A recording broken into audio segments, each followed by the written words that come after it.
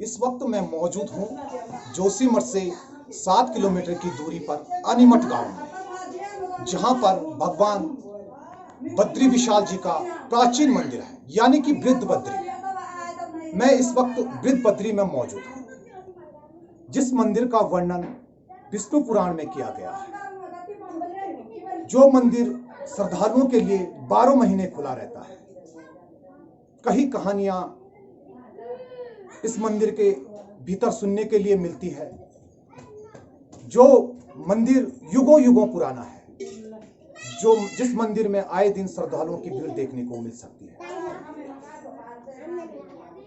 अनीमठ से देखिए नवीन भंडारी की एक खास रिपोर्ट। बद्रीनाथ नेशनल हाईवे के समीप अनीमठ गांव में है पुराणों में वर्णित वृद्ध बद्री मंदिर।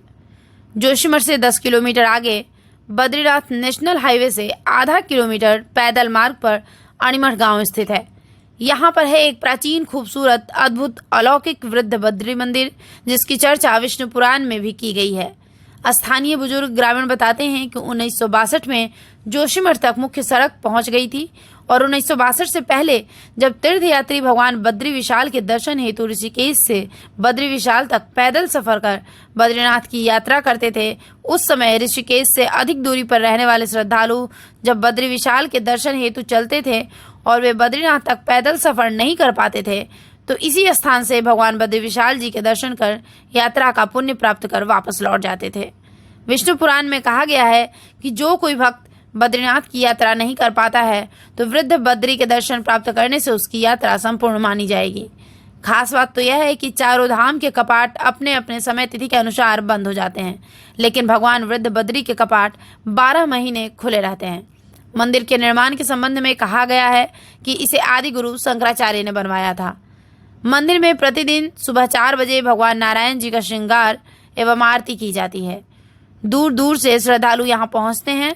स्थानीय भोटिया जनजाति की महिलाएं पूजन के उपरांत सुंदर परंपरागत पूर्णा नृत्य भी करती हैं। आम श्रद्धालुओं के लिए वृद्ध बद्री में शालिग्राम की बनी हुई मूर्ति मंदिर के अंदर विराजमान है। यहाँ साक्षात नारायण जी के दर्शन किए जा सकते हैं। यहाँ आकर भक्तों की मनोकामना पूर्ण होती है। जोशीमठ से नवीन भंडारी की रिपोर्ट है ये। और भगवान बद्री विशाल अपने चतुर्भुज रूप में विराजमान है। कहा जाता है कि सबसे पुराना बद्री है ये। सतयुग में यहाँ पर विश्वकर्मा द्वारा भगवान की पूजा होती थी। और यहाँ पर कहते हैं नारद जी को बूढ़े ब्राह्मण के रूप में भगवान ने दर्शन दिया। और सत्यनारायण की जो रेवाखंड की पुस्तक है उसमें आता है कि भगवान बूढ़े ब्राह्मण के रूप में प्रकट हुए। तो भारत में कहीं भी बूढ़ा रूप नहीं है, यहाँ पर ये बूढ़ा रूप है भगवान का।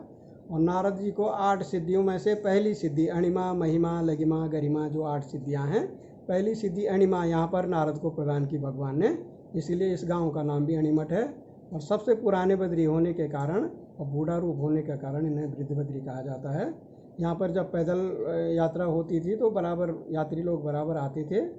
और अब भगवान ने जब बद्रीनाथ को तपस्या के लिए चुना तो ये गौण पड़ गया, यहाँ पर थोड़ा रास्ते से हट गया। तो ये वृद्ध बद्री का महत्व है यहाँ पर।